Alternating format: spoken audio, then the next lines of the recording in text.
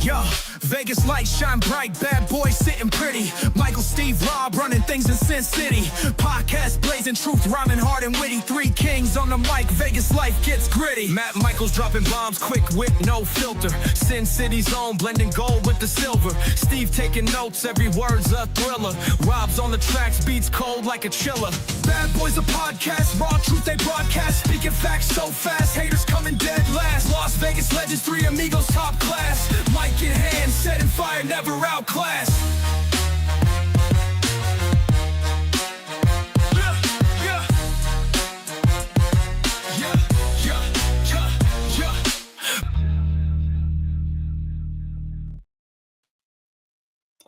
Hey everybody, Matt Michaels here along with Sin City Steve and Rob Busselary right there on the Vegas. Heck happened to my screen?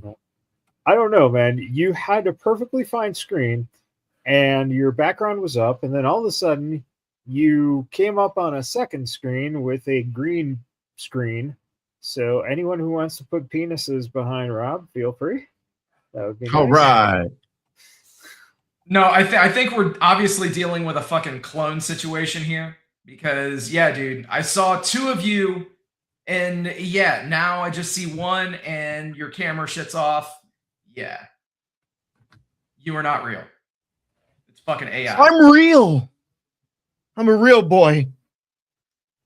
Oh, well, speaking of real boys, it was Saturday night's main event, and this was obviously a momentous occasion because it was Sol Ruca's first time against Bailey. One of the biggest things that we've ever seen. And also, Saturday night's main event has never had a TNA competitor on it, which being, that as part of a tag team match was Bailey versus Sol Ruca, so there was a lot of TNA. Right, exactly, and a lot more tea when Obafemi came out, which Rob, I think you are performing there this coming week, right? Yeah, sure, we'll go with that. I don't know. You're always playing at Obafemi, Dabizi, Dababu, whatever the fuck that place is. Oh, yes. Real quick, this Wednesday, the last show at Ola Abibi, 1115 Casino Center. It's either Driver Boulevard, but it's off Charleston in Las Vegas. So come check that out.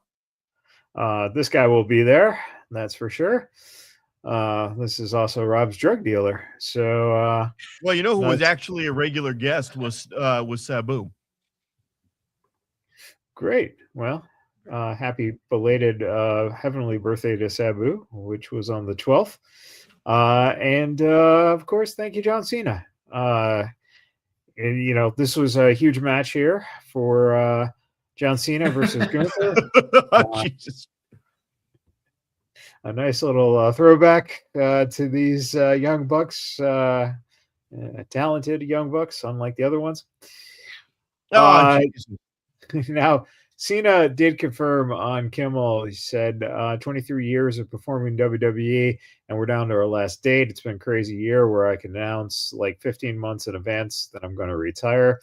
This has really never been done in WWE history. WWE superstars don't necessarily retire. They're always kind of hanging on for one more match. I'm absolutely 100% done the 13th of December on Peacock, my last in-ring performance.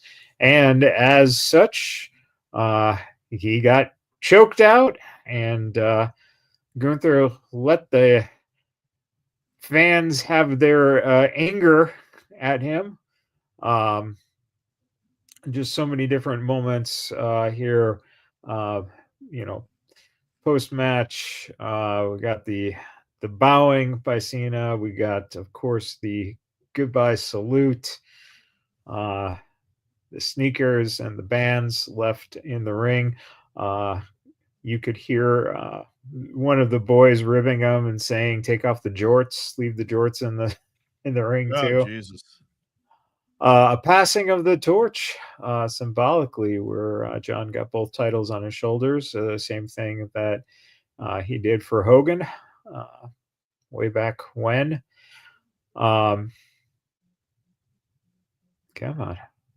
Where are you? Let's go. Why are you not coming up on the screen? I don't know. All right, some things here. Love him, hate him, booed him for a decade straight. Cena carried an entire generation. Main events, pressure, media, company on his back every single night. That was from MJF. Frankie Kazarian, there we go. It was my honor and privilege to be a part of the beginning of John Cena's journey in 2001. Be it training with, wrestling against, road trips, or just becoming friends. His work ethic was always second to none. His attitude, his best asset, an incredible run. Thank you, Cena, from Kazarian there. Even they had treats there with the jorts and you can't see me cookies and this thing set up for John. All right, and of course here from Justin Wang, tonight all the AEW fans are defending Triple H while WWE fans chant AEW at Triple H. What's even happening?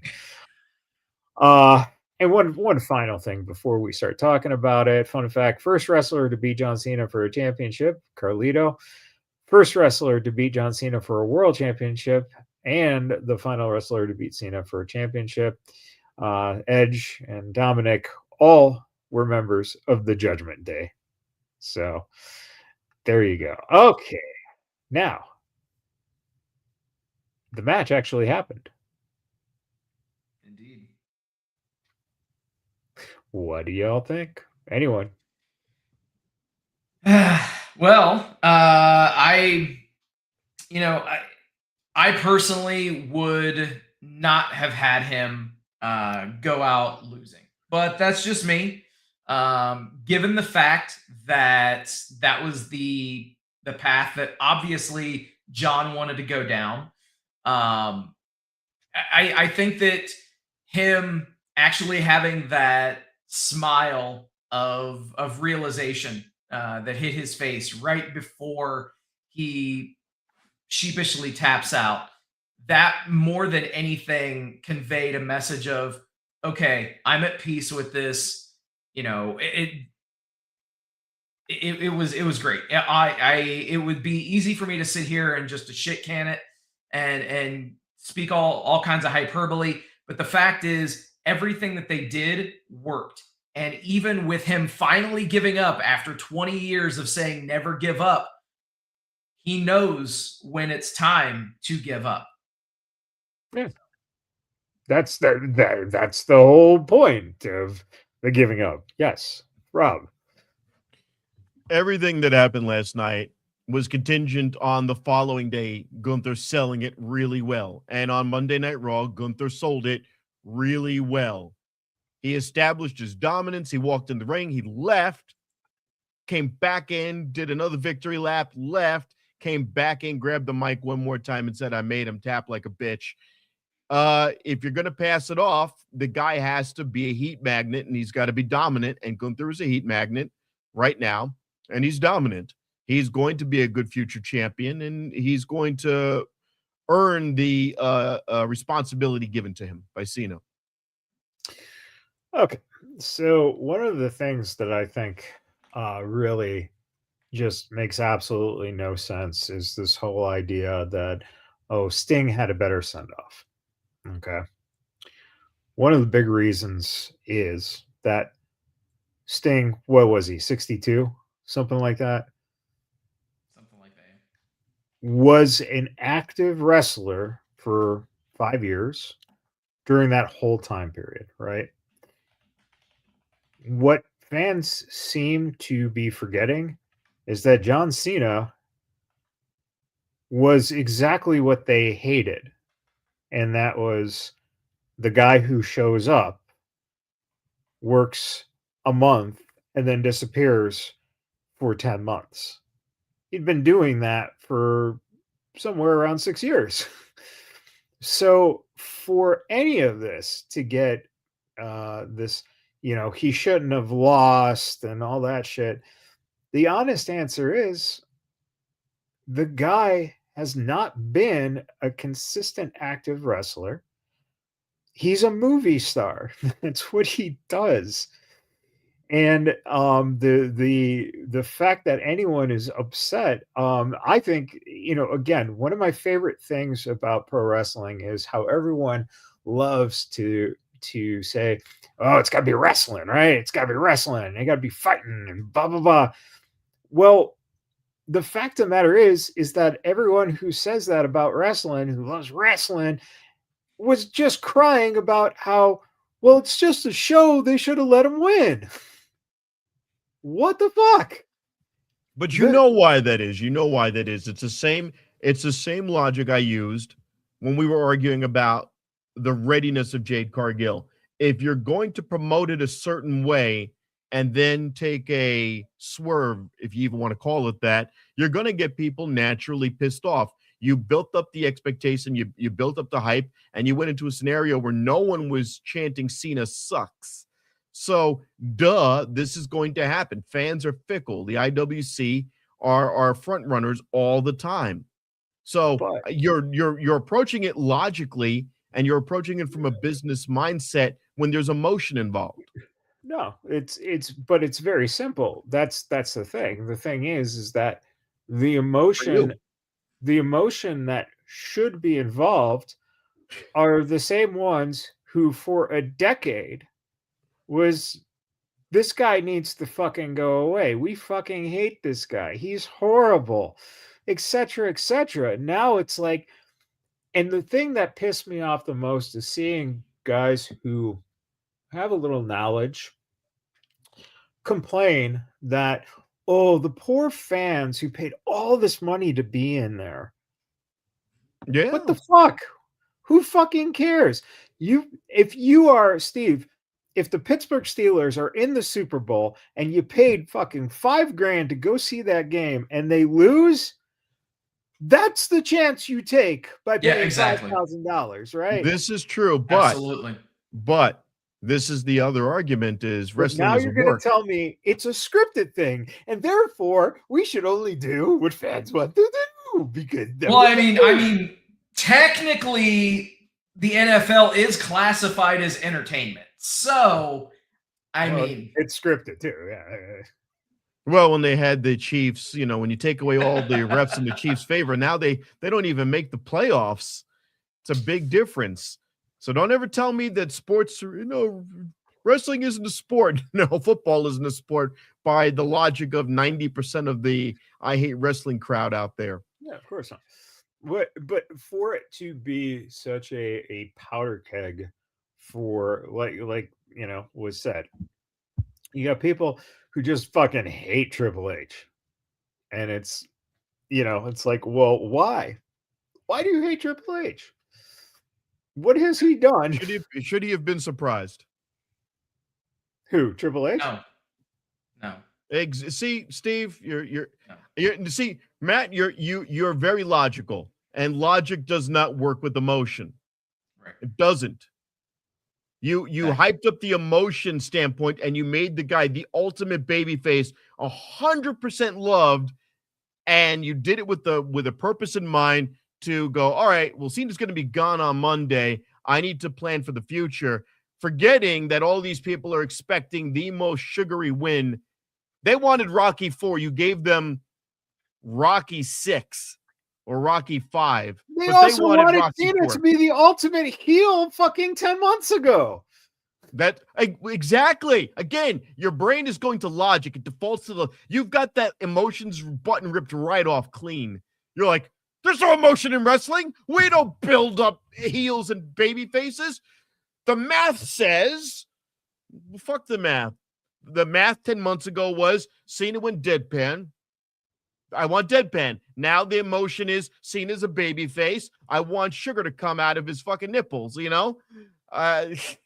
wanted complete baby face. Rocky 4, that was Drago.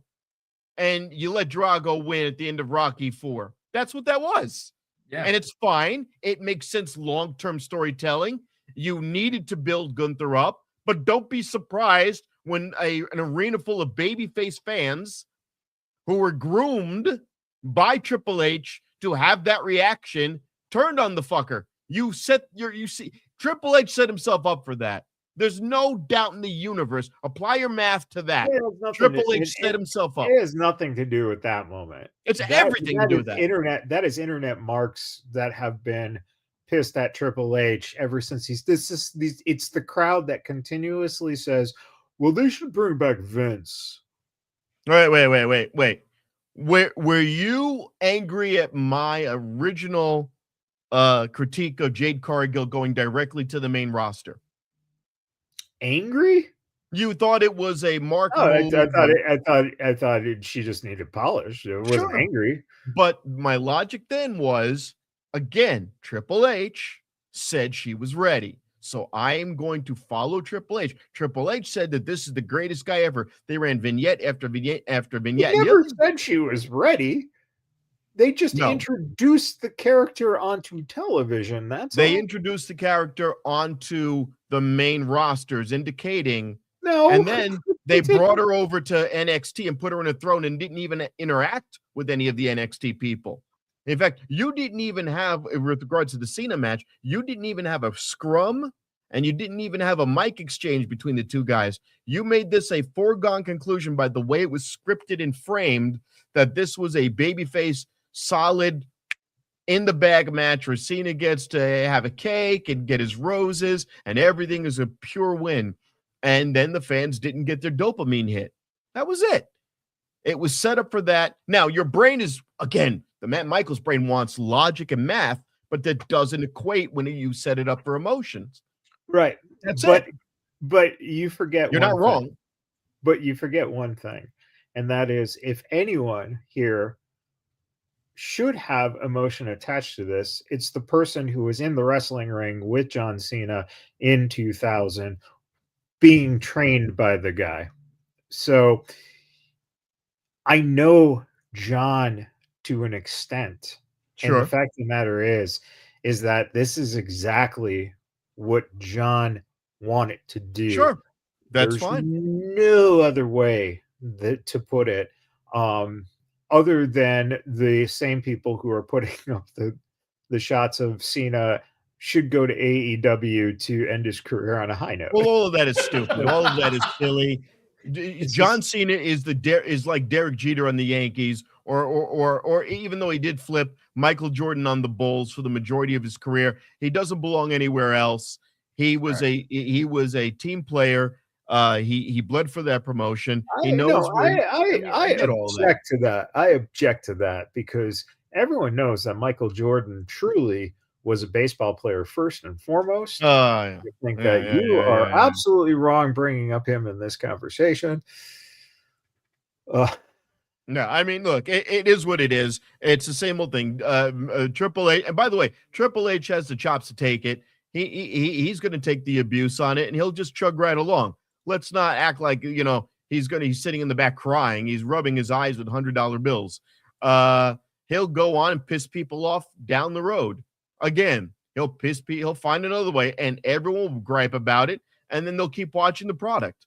Well, it's not that he's trying to find a way. It's just that this is it. That's the creative control person. And he doesn't look at it like Tony looks at it. Tony threw a going away party for his best friend, Uncle Sting. That's what he did. He gave him that. Sting said, I didn't want to fucking win that match. And yet you're winning the match. Yeah. Look at how beloved that send-off was. Oh my God. If you genuinely want to look at it that way. That crowd shot ropes. What kind of an impact did that retirement match have? Right.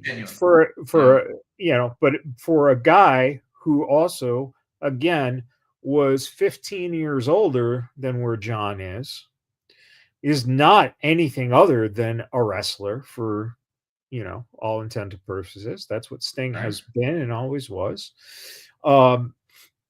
The idea here, again, and again, was a full-timer. He was on television every week since that company began. Also, the whole idea that he didn't get a send off in WWE because he fucking blew his fucking knee out or wherever the injury was. And that just essentially ended that whole career. So he got a reboot to then continue his career when AEW came about. So there's way different circumstances in that overall. Quite frankly, if you think about it, the one rivalry that Cena had was with The Rock, which was all based on him saying, you sold out, you don't love this, you only come back because you're a Hollywood person once in a while. And John ends up doing the same thing. You never saw The Rock get a retirement match or anything like that. The Rock has never said I'm retiring. The Rock has always left the door open. Even Sting, you could say he was retired in WCW, TNA, WWE with the Buckle Bomb, and then AEW. But he was always a wrestler. That's right. It. That's all. And you're going to. And here's the thing, you got the same result out of both stories with different endings. You pushed the story along with Sting. You pushed the story along for Darby Allin. You handed him the bat and you said, "Here you go, kid. You're me now." Okay, great. Now with this one, you push Gunther along. Everything went the same way, but no one's going to have Sting lose. I don't give a fuck. You're not having Sting lose. How did it work out for that kid? Yeah, but he comes back. He gets hurt all the time. He got hit by a bus and he went up Mount Everest. He went through a plate glass window. He had flamethrowers shot at him and he held flamethrowers. Who cares? No, that's exactly it. That's exactly it. Who cares? No, but I'm saying who cares? No, I don't care. I'm not saying who cares about his career. I'm saying who cares about him getting hurt? He'll come right back. That's his gimmick. And then he chokes out your champion. Beautiful. Then I'll say it again. It's Darby Allin. Who cares? Just ask Gigi. Hey, Steve, do you think Darby Allin has earned his roses for his age? Absolutely. Absolutely, he has. I can definitely say this, and this is not meant as a slight by any stretch, but this is merely to state how popular Darby Allin is. I was at GalaxyCon in Columbus, Ohio last weekend, and out of all of the professional wrestling talent, you could actually put all of their waiting lines for meet and greets and autographs together, and they would not have equaled the line for Darby Allin, which honestly kind of took me aback. I was surprised, but you know what? He matters to a lot of people, and there's numbers to it all. But he's done consistent drawing, and his segments have always been near the top. If you want to look at TV ratings, I know TV ratings are a huge thing for a lot of people. But yeah, by virtually every metric, Darby Allin is a draw. So you can't say who cares when it comes to Darby Allin. Right. Yeah. How many times has he had the championship? They haven't put it on him yet. They haven't made that call yet, but he's beat the champion. Now they might decide this year. They could easily. So he just came back.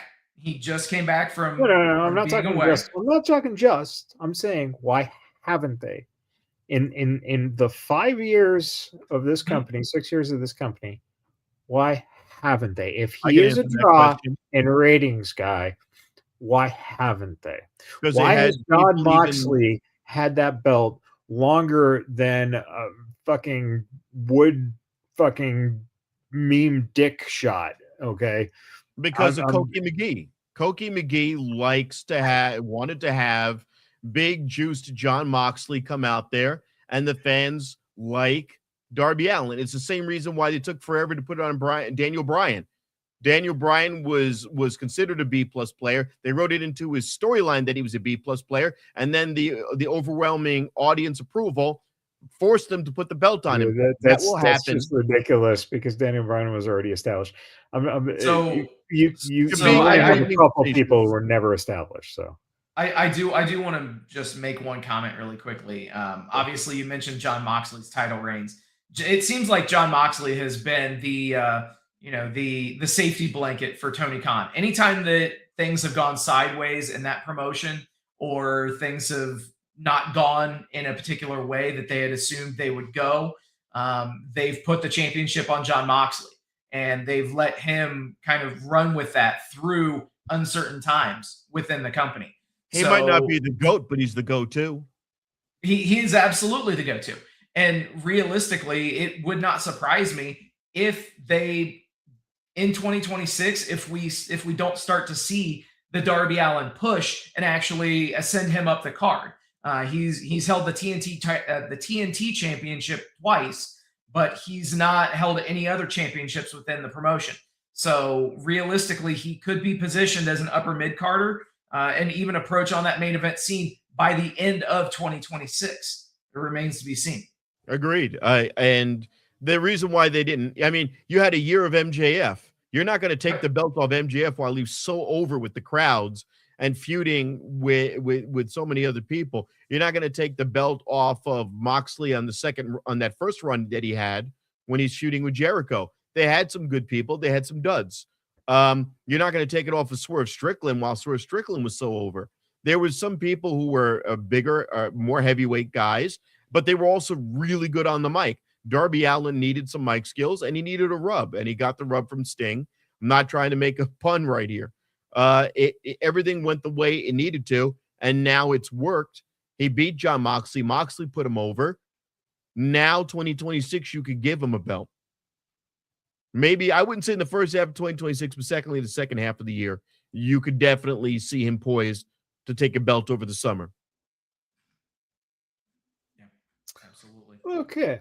Well, what's going to happen this summer is even bigger because Brock Lesnar is set to end his WWE career at SummerSlam 2026 in Minnesota. So what is it going to be like when the landscape changes and both Cena and Brock are in AEW? Oh, God. How's Darby going to do that being the champion? He'll do coffin bombs and beat him. I don't think that you have to worry about Brock Lesnar showing up to AEW, given the fact of everything that has been rumored to be surrounding Brock Lesnar and his endeavors outside of the wrestling ring. AEW shies away from approaching anybody that has any sort of questionable, anything. So, realistically, say whatever you will about the whole Janelle Grant suit. That would be enough to dissuade Tony Khan. Right. I'm pretty sure. So what's Ric Flair been up to? Oh, that's right. Has he been? But you know what? Has he been on AEW TV though? He's been collecting paychecks, man. That's all that needs. I'm just saying. And he claims he wants to be on programming.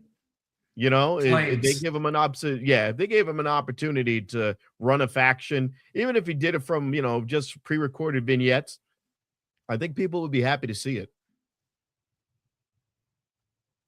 Or, you know what? Imagine if Tully Blanchard came back one more time. Oh, wait a minute. Absolutely, man. If Tully Blanchard and Arn Anderson show up, all three of them have, worked for the promotion at one point in time. Oh my God. That would be insane. Even if why not? What the fuck are you talking about? Okay. Anyway, that'd be great. You're trying to tell me when they fucking Ricky Steamboat out there and they cut a promo and everyone's popping for Ricky Steamboat, you wouldn't be happy to see them even for one night, the three of them get in the ring together and do God knows what, take a bump or something. Yeah, I want to see Arn Anderson take a fucking bump. That's great. Whatever, dude. If anyone's taking bumps and they do that, it's fucking Tony Khan, and it's not the kind of fucking bumps in the ring. All right, speaking of taking bumps, what happened here? Man, it's dangerous in that ring sometimes. Gotcha, mania. Yeah, but is it justice for Scarlett that she got bumped on her head after taking Scarlett's role? I mean, realistically, it's the way that whole situation played out was What the hell was that? What was she trying to do? It seemed like it was a code red type of attempt. yeah, but she didn't hit it, and at some point somebody has to say stop attempting it. Whatever's going on, it's not working. They're getting the refs in WWE are getting, the direction in their earpiece. Stop attempting it. It didn't work. Move on to the next play. Go on to the next spot. It didn't make sense, and each botch got worse and worse with each attempt. It looked like a snapdragon suplex, but they're snapping in all the wrong places. Bro, that match was not good. And I was at a comedy show, and somebody came up to me and goes, "Yo, did you see it? Did I see what? SmackDown, Christ's sakes, it was a botch fest with Zelina Vega." And I went, whoa. And then I stopped and I watched every frame of it and went, oh my God, it gets cringier and cringier with each time. The first one you can ignore. There's a slip up. But then she goes back, and I don't know what she's trying to do with her legs and the head of Rhea Ripley. Vega is not that good. Well, and here's the other thing. You notice in that match that Zelina Vega's taking all the heat on it because where is Alistair in that match? He's barely in it. Am I wrong? I mean, you barely see him. All you're seeing is Zelina taking botch or delivering botch after botch and almost seriously injuring Rhea Ripley's neck. Yeah. Yep, it looked like an AEW match for the women. Oh, come on. Tony's going to get that in the editing room floor, I mean, come on. All right. So NXT had deadline on December 6th. We did see, of course, Obafemi taking out Ricky Starks, Saints winning there. Then we had, of course, Javon Evans winning the survival match. And amazingly enough, Kendall Gray winning the women's. So who? She looks like a brunette Maxine Dupree. She's a lot better than a brunette Maxine Dupree. Pretty good, talented young lady there. And the what is it, Evolve Women's Champion or whatever? I don't even know what some of these titles are anymore. Well, don't worry, they'll give it to Mercedes Moné at the end of the week. Who? So yeah, NXT having their stuff going on. Of course, having the main roster, spots here on the Saturday night's main event. Again, just more opportunity for them to showcase TNA talent, getting a chance to showcase. So, and that brings in the fact that TNA is headed to AMC. The deal is expected to be around $30 million. 1/15/26 is the launch date. The sources indicate WWE intends to end its NXT TNA partnership. Their agreement includes a 60-day termination clause, and the AMC deal activates it. Which 60-day termination clause activates it. I don't know. I don't know if any of that is true, but you're starting to see these pretty little pictures showing up, and it's about time that they get a little more exposure than just on the network that their company happens to own. So, do we see the end of the TNA WWE relationship, or does it end up furthering? Because I can't see AMC being like, well, we don't want our wrestlers on your big time. Isn't that where they have the positive Dark Side of the Ring show, where it was the WWE version, and they were doing, documentaries of all the WWE wrestlers. No, I thought that it's A&E. A&E. All right, yeah, close enough.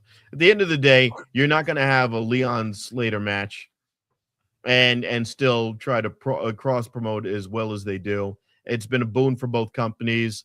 I am enjoying it. They're doing a better cross promotion than AEW did with TNA. And we've seen some great stuff happen. So fuck it. Why? If it ain't broke, don't fix it. Yeah, I don't think that the partnership ends. I think that there have actually been people that have come out and said that report was incorrect. So it makes sense. It makes sense to keep that partnership going. It has been beneficial on both sides. And I think that obviously WWE essentially has the a direct pipeline to bringing in talents from TNA, as we've seen with Jordan Grace, with Joe Hendry. It's almost like as if that's kind of like an off ramp, is this partnership that they've got. Well, and so it's been beneficial. And you would also imagine that if AMC is throwing $30 million that way, it also helps to know that you might have, one or two of the NXT people popping up on your network. So I just, it would make sense. Even if it was just, say, we want to harvest the best TNA has to offer, fuck it. It's good programming. Yeah. Sure. And then, of course, Netflix apparently has won the bid for Warner Brothers Discovery, outbidding favorites Comcast and Paramount, until apparently now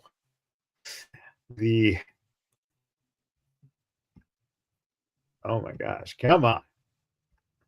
I can't get anything. More RAM. You need more RAM in your computer. No, just there we go. Paramount launches a hostile $78 billion bid for Warner Brothers Discovery, challenging Netflix. Yep. Does it matter? Yeah, so I can break this down a bit, if you guys don't mind. So please. Essentially the offer from Netflix was to be roughly $24 a share to the shareholders, and about $4.50 worth of Netflix stock per share of WBD stock owned. So that was the offer that won. The offer that we saw, and that was for that was for the streaming property. So that was for HBO Max. That was for the IPs. That was not for the linear TV networks. So that is something that is very distinct. Is they were looking at the IPs, they were looking at the streaming services, and that would be what Netflix would essentially take over. Okay. Paramount just simply went in, and the reason why it's being called a hostile takeover is they're appealing directly to the stockholders, and they're saying $30 per share, all in. We want everything. So they want the streaming, they want the linear networks, they want the IPs, they want everything associated with WBD, all in for $30 a share to the shareholders. They want all of the hard drives of Mandy Rose. Yeah, basically. What is interesting to note is as of the market closing today, the WBD stock itself, if you were to sell it, not contingent upon this deal, is currently at $29.71. So yeah, right at that $30 mark anyway. So pretty interesting that they haven't quite made a decision on this. And if you're a stockholder, not financial advice by any stretch of the word, but yeah, you pick your poison. Do you want to sell now? Do you want to hold? There you go. And again, it was supposed to be an $82.7 billion purchase. So, yeah, I don't know, man. It's going to be interesting. Will it affect AEW? Nope. Yeah, I mean, the reason why I say no is because AEW is in place until the end of 2027. So if anything happens, these contracts that are signed, they will see those to the end of those contracts. Now, obviously, AEW's home after that point. That is the question. What would they do in that instance? And if you are an AEW fan, if you are, if you have some loyalty to AEW, whatever, or if you're just point blank looking for the best possible scenario, you should be hoping for a Paramount purchase of WBD. Because dare I say, if Netflix does make that purchase, I highly doubt that they would choose to have more than one wrestling promotion on their streaming service. They would want AEW. That's speculation. That's purely speculation, not financial advice. Just have to make sure I cover my ass. But yeah, that's what I would think to be true on that. So yeah, if you are an AEW fan, you might want to hope for the Ellison purchase to be the one that gets chosen. Well, it's and 2 years is an eternity away. Yes, because so much can happen in that time. And it's also going to depend on how Tony behaves also, because everything is contingent upon, again, logic, and the people involved are not necessarily logical. So true. Yeah. Speaking of not logical, Winter's coming. Wow. I saw a picture of Mandy Rose, and it is coming. Dude, go back to that last image, please. Okay, so I'm going to talk about this in a week where the match that's going to get the most press, the most love, and everything will be that John Cena Gunther match. I have to say this. The Kyle Fletcher versus Speedball Mike Bailey match is as good of a match as you will see on free TV in any promotion, any time of the year. It was phenomenal. It was the best match of the Continental Classic. And incidentally, it went sub 20 minutes. There's a 20-minute time limit on the Continental Classic matches. So it went like 19 minutes, 20 seconds. But yeah, Kyle Fletcher, Speedball Mike Bailey, two guys that have had great years for AEW. It's really good to see Speedball, namely, picking up the win over Fletcher in that high profile of a match. Speedball's a great dude, and it's about time that people are starting to recognize just how good he is in the ring as well. I think Speedball needs to tell us about that. I did such an amazing, incredible job in the ring, and I will win in such an amazing fashion again. Go Power Rangers. Wow. And so another thing that we should talk about, and this is just another one in the list. We saw Eddie Kingston come up just short in his bid for the AEW World Championship against Samoa Joe. But in that match, we did see Samoa Joe hit Eddie Kingston with an AA, get him into the STF, look dead set into the camera and salute. It was awesome. That anytime that you can see an exchange like that, and AEW uploaded that to their socials after the fact, it is, and I've said it numerous times throughout this whole John Cena farewell tour, it's awesome when they do make those little nods and they do catch the air and they do get even more publicity from AEW's social media team, retweeting those things or pushing those out. That's what we want. At the end of the day, we're all fans. Drop the bullshit. Drop the tribalism. Well, speaking of dropping the tribalism, could we just drop this? Let's drop this. Come on. Will Nightingale and Harley Quinn. Harley Cameron. I was happy with that one. I was happy. Lord have mercy. I mean, one half of that tag team is fine. The other one, we know how much you hate Willow, but dude, the fact is, man, props to them for putting the titles on let's be real, an AEW original team. You know, this is something that came together organically as part of this tournament. And yeah, it got over. You had people with signs in the audience. You had the chants that, were starting up throughout the show. And in various segments, you saw people actually giving a very solid reaction to the Babes of Wrath. And it's for people that say AEW can't grow stars organically. I think that we're starting to see that with the Babes of Wrath. I love it. Keep it up. Do not let them get lost in the shuffle. So far, so good with the women. They did what they were supposed to do, what we were asking for all these months and years even. Have a women's tag team, great. Do a good job with it, yes. They built it up. It wasn't any hard feelings at the end of it, which I appreciated. It doesn't always have to be. Now I'm going to be a heel because I didn't get my way. It looked like for a second Toni Storm was going to go in that direction, and she didn't. I was just happy with the honorable ending. And now you can do the heel tag teams and do some storylines.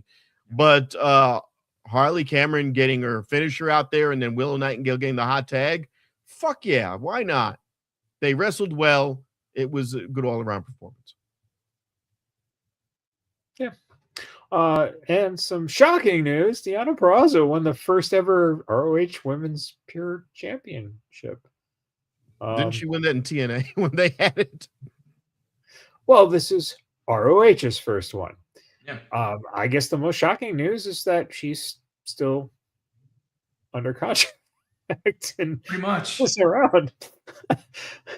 So I was in the building for that championship match, and I can say that sitting right there facing the hard camera with the other 10 people, with the other 10 people in the audience, that Deonna Purrazzo definitely showed why she should have that pure championship. And just because she made the camera hard, Steve? No. No, wait a minute. I have a question, Steve. Was that a hard cam or was that a hard cell phone cam? I mean, it's Ring of Honor. Well, yeah, great call.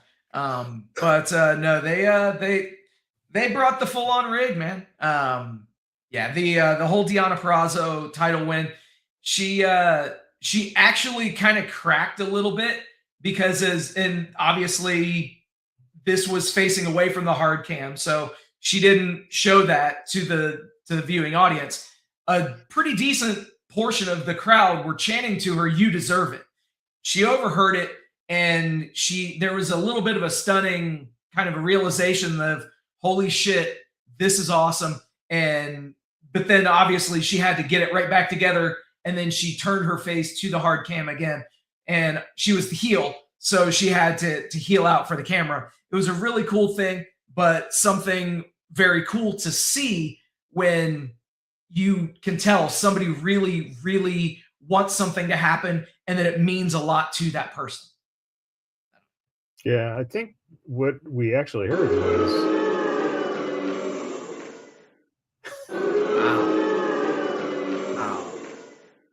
Wow. Oh, man. Fucking brutal. Oh, boy. Bryan Danielson, his career is over. Degeneration throughout my entire neck from C1 to T2. Holy shit. So, yeah.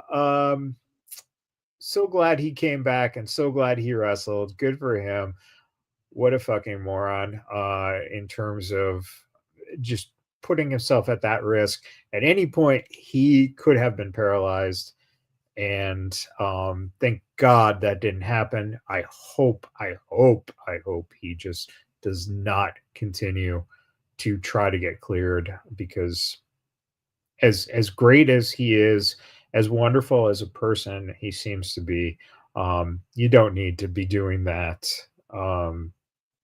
no matter how much you love it. So Tony Khan says AEW has really closed the gap on WWE in 2025, making a significant year for the promotion on the company's roster and shows he shared. I think AEW is where the best wrestle. I think that we have the best roster of wrestlers in the world today, and we're putting on consistently awesome shows that no one sees.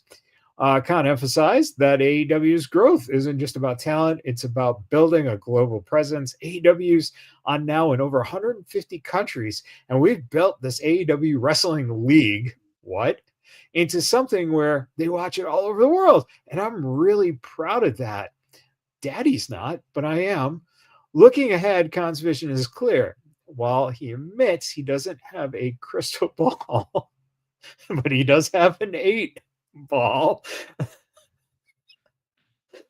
Quote, my passion for this isn't going anywhere. It's been something I've been loving and dreaming to do for over 30 years. I don't ever want to stop with AEW. He hopes to continue expanding AEW's reach, delivering top-tier shows, and pushing boundaries in wrestling. To have a wrestling promotion that is a challenger company doing things that we're doing, some of them are unprecedented, and some of them are things that have not been done in over 25 years. He wrapped up with reflecting on the year with gratitude and excitement for what's ahead. I can't imagine a better year. And if we keep doing the things we're doing right now, having great pay-per-views, putting on great dynamites on TBS, great collisions on TNT, and keeping the partnership with HBO Max going, maybe, hopefully, go to some new countries, visit some new territories, expand. Listen, All right, are you done laughing at yourself? No, I just, here's the thing. No matter about AEW itself, this guy is just a fucking moron. I'm sorry. Listen to the way he talks. He's fucking two. And he just pisses me off. Now, good for them. Good for what they're putting out. Good for the product. And hopefully growth. But just leave, Tony, please. Please, leave. Go away. Go. And thank you.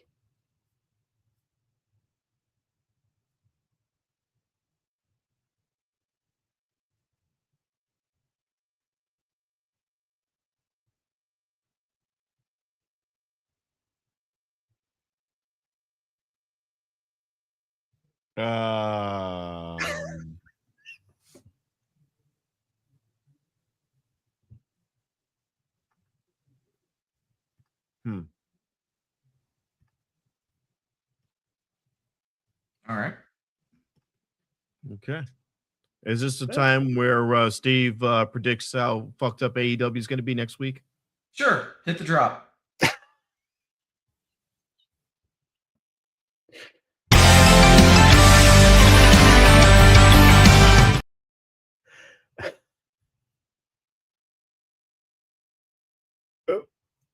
All right. So the AEW Holiday Bash is going to be a 3-hour block of programming coming to you this Wednesday. So yeah, you're going to get 3 hours of AEW on Wednesday. They've already announced several matches. There are a couple of matches in the Continental Classic, which still rages on. And quite frankly, the quality of matches in the tournament this year it's better than either of the other 2 years. So you're seeing amazing quality matches every single show. So whether it's Dynamite or Collision, yeah, they really have made those shows into must see. If you're a fan of in-ring storytelling, professional wrestling, yeah. But the Dynamite Diamond Battle Royal comes to AEW's Holiday Bash from Manchester, England. And yeah, the over-under this week is going to be that MJF is going to enter your Dynamite Diamond Battle Royale, and MJF will actually win your AEW Dynamite Diamond Battle Royale. Why? Because no one else has ever held that ring, and he's better than you, and y'all know it. Fair enough. I think that's a great idea. Why not? Why not? And I think you know what? They should expand to 3 hours. I don't think that should be something that's, you know, a one-time thing. The roster is too big. Yeah. It makes sense to be 3 hours. They've done well to have Dynamite be 3 hours. So from 8 to 11 on Wednesday, which makes all the sense in the world. And the other thing too is the times that they've done this type of a thing where they've put 3 hours of programming together on a Wednesday night, it's actually drawn pretty well when they've made it known that it is going to be a 3 hour block. Obviously, you know, promoting continues to be a problem for AEW, but as long as they can actually, you know, promote the fact that AEW Dynamite is going to 3 hours, or, you know, whatever the situation is, or like in the Holiday Bash promotion stuff that they've done, that needs to happen. And that's the only way to adequately showcase the roster that they have. This might be one of the few times where I completely agree with you, Matt Michaels. Yeah, this might be one of the few times that I actually say something that, you know, can actually improve their product. So, and speaking of product, all right, presidential pontification. Hold on there. We got to get you going here. Excuse me. Your president's talking, okay? Do you want to go into a drug boat in Venezuela and get bombed? Okay? I'm talking about gold and diamonds, something I know a lot about. Gold and diamonds. And you know what? They always give the Jewish kid the diamond ring. I don't know. Just because his uncle makes the rings on the Lower East Side doesn't mean he deserves to get one every time. Okay? Getting a little boring right now. This is DEI on steroids. Okay? They deserve to give it to the cowboy because he's an American patriot. Okay? Hangman Adam Page deserves a diamond ring. All right? Let's give him his diamond roses, his gold roses even. This is so annoying that we have to see this year in and year out, that they give the golden boy because he's in the Old Testament, okay? What about somebody from the New Testament, okay? What's wrong with somebody who likes the New Testament getting a diamond ring, okay?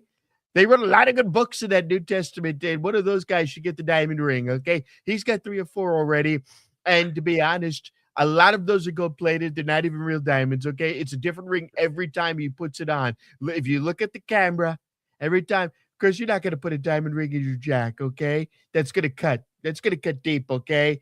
And he's already been circumcised once. I'm sure that diamond ring has probably circumcised him a few times. He's probably pulling out 3 inches now is all I'm saying. So give the diamond ring to somebody else, like Hangman Adam Page. Blonde hair, blue eyes, okay? He's part of the right tribe, okay? That's all I'm trying to say, all right? He's one of the good ones, okay, Tony Khan job, okay? All right? He's one of the good ones. Give it to Diamond Dallas Page, okay? There you go. All right.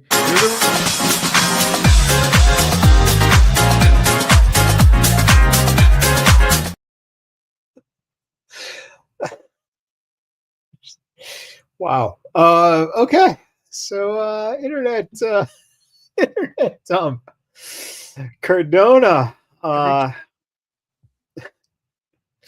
Cardona and Mance Warner, they had that final resolution. Man, they had a street fight, and it was brutal. It was pretty fucking awesome.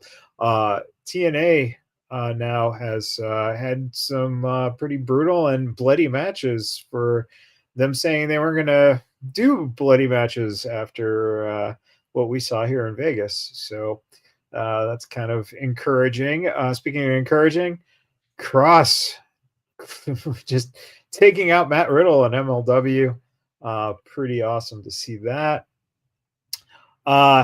Is Eddie Kingston the only wrestler in history to get cleared by doctors and somehow come back in worse shape, slower, and more out of breath than when he got hurt himself? Bro looked like he fought the injury, and the injury won a fucking buffet forfeit. Bro, what's going to go the second helping of the buffet? R.I.P. to Larry, CM Punk's dog. That was sad news last week. Larry. Yeah, I hate to see that happening. This was great. As per Sportskeeda, Zoe Stark might be the mystery attacker of CM Punk at Survivor Series in San Diego. Everyone thinks it's Austin Theory, but if you look closely, the mystery attacker looks like a woman. Zoe Stark has big muscles, just like the mystery attacker, and she can get into a spotlight again if she aligns with Paul Heyman. It all makes sense, man. The mystery attacker has to be Zoe. Except Yep. tonight's episode. Go ahead, Rob. Yep, we finally get to see him with his glorious buzz cut. Yeah. Gave him a nice little look change and a gimmick change. No hair plugs on him. They made it obvious. Yeah, it's great to see Jericho back. Oh wait, it wasn't Jericho. What? Oh, I thought it was Jericho. Austin Theory tonight. Will Ferrell. Okay. Woo. Speaking of woo, how to woo a woman. Step 1. Woo. Woo. What I think I look like when I discuss wrestling, what I actually look like. Why can't it be both? I would do the bottom with the top suit. So accurate. Yep. Man, you got to get that top suit. The two Kevins, Home Alone and Kevin Owens. Also Home Alone. Yeah. Time travel doesn't exist. Time Jesus. travel. That's pretty fucking awesome. That's awesome. Whoever that dude is, man, damn, spot on, right? Steiner fucked his mom for sure. Wow. Wow. Me in the mirror versus me in photos. Seems legit. The staff here greets everyone with a hey, yo. They're at good old Scott Hall on whatever campus that is. I went to the Razor Ramon campus. Well, I'm sure you did. When the couple at the bar buying you drinks starts giving you this look. Oh, shit. Hello. Oh, God. Whenever Bill Goldberg shows up at Sugar Factory in Las Vegas, it's less of a meet and greet, more of a sugar-fueled spectacle surrounded by their outrageously oversized treats. Most famously, the King Kong Sundae. He hangs out with fans, signs autographs, and occasionally attempts to conquer a dessert that looks like it should come with a warning label. And look at Bill Goldberg in town. Holy shit. Yeah, damn, Bill. King Kong. Yeah. So God. Again, if you're around Sugar Factory here in Las Vegas, that looks pretty freaking amazing. No shit. Kirk Angle. I was Kurt Angle and I stared at you. Speaking of Kurt Angle, Giovanna Angle. Nope, you're retired. Don't even try thinking about it, Kurt. And of course, Kurt, you're a boy in a man's world, and I'm a man who loves to play with boys. No, wait a minute. Shut up. Oh, classic Kurt. Classic Kurt Angle. WWE superstars as kids: John Cena, Roman Reigns, Big Show, Brock Lesnar. Where's the lie? No Big kidding, Show. right? John Cena slowly turning into Ernest. Oh God, we do this every week. Just do it. Just do Saying, man. Just do it. Come on. Oh, he can't Do though it. because he's actually John Cena Riley. Jeez. For your health. Oh man. My mom telling 5-year-old me not to eat Lego, thinking about eating that Lego.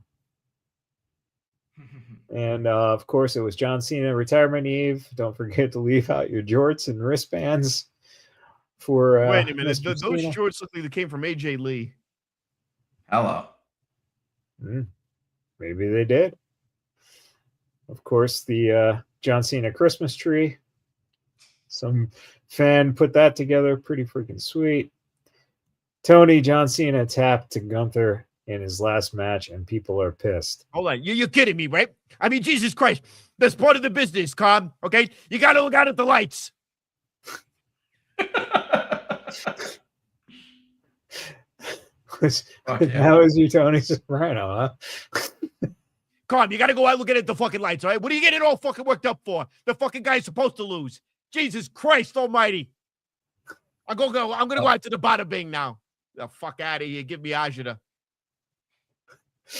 Oh man, the saddest part of being a wrestling fan isn't the losses. It's watching someone debut, grow into greatness, take over your life in real time, and then realizing you've grown old enough to watch them walk away. And of course, Hogan, Austin, Shawn, Taker, just a few examples there of this photo. So true and spot on. And somebody tries to hurt you, but you're already dead inside. That came out the day of. Yeah. Beautiful. Failure. You've heard of Elf on a Shelf? Now get ready for Macho and the Nachos. Or you've heard of Elf on the Shelf? Now get ready for Macho on a Matzah. Jeez. That one didn't work as well. And Steve, can you tell me what this is? Would that be a Minoru on a menorah? That was good. That was good. Very good. Oh man. 8 days and nights of the Stone Pit. Oh, hello. The Undertaker. Oh, Jesus. Hello. And no matter how old you are, you always want to imitate the Undertaker. Oh boy. Well played. Brock Lesnar visiting with AEW wrestlers. Oh my God. That's That's the Josh walking weapon, Josh Alexander. Oh man. Oh, I love you, Dad. Look at Sheriff, you love your dad. Oh my God. Dude, no. That's not good, man. You're going to hell for that one. Really? What could be worse than that? Than Bailey's t-shirt got Booker saying, "Tell Oh me, God. just read that."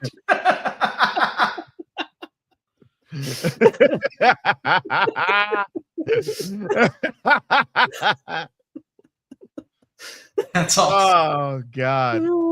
And of course, for both Steve and myself, we were sent a birthday greeting from Tony Khan for our birthdays this past week. So thank you, Mr. Khan.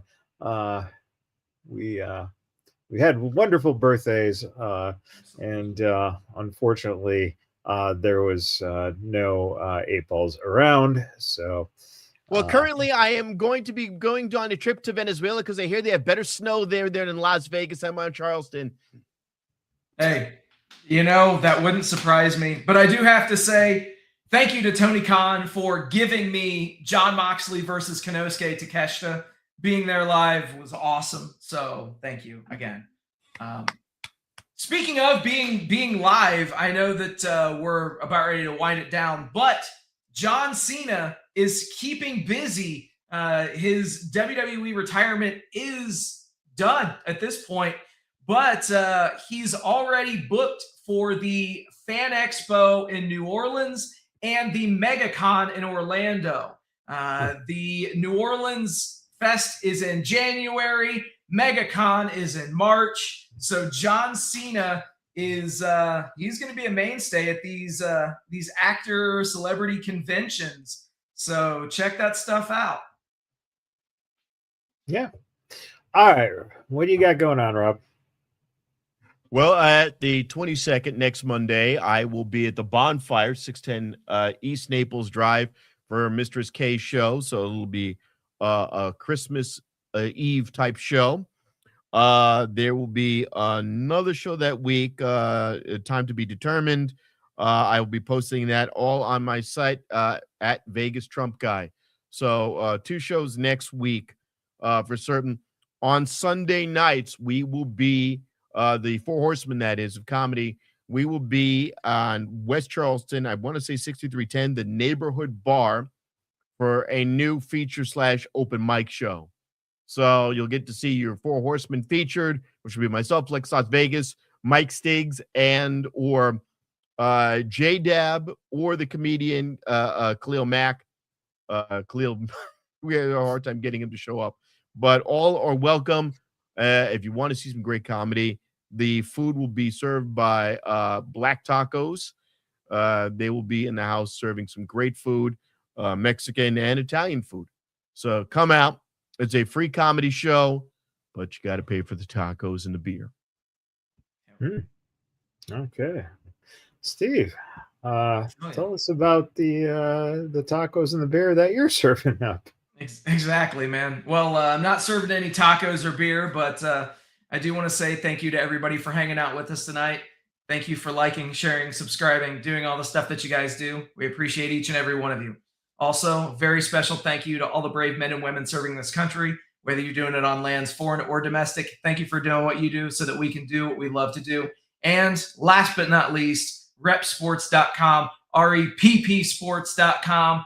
Go there for all your pre-workout, weight loss, and general energy needs. Repsports.com. Use promo code Vegas at checkout and save yourself 10%. Did any of you have a great time tonight? Yeah. With that, everybody, thank you for hanging out. We'll do it all again next week. Till then, happy wrestling. Rolling up the strip under neon lights. Podcast mics glowing in the desert nights. Matt Michaels leading with the swagger tights. Sin City Steve right by your side. Alright. Rob Larry dropping truths, no fear. Broadcasting stories, make it loud and clear. From the Fremont edges to the Bellagio sphere. These bad boys rule, let me make that clear. Vegas bad boys, tearing up the scene. To Matt Michaels and the Vegas Boys of Podcasting, this is John Cena saying thank you.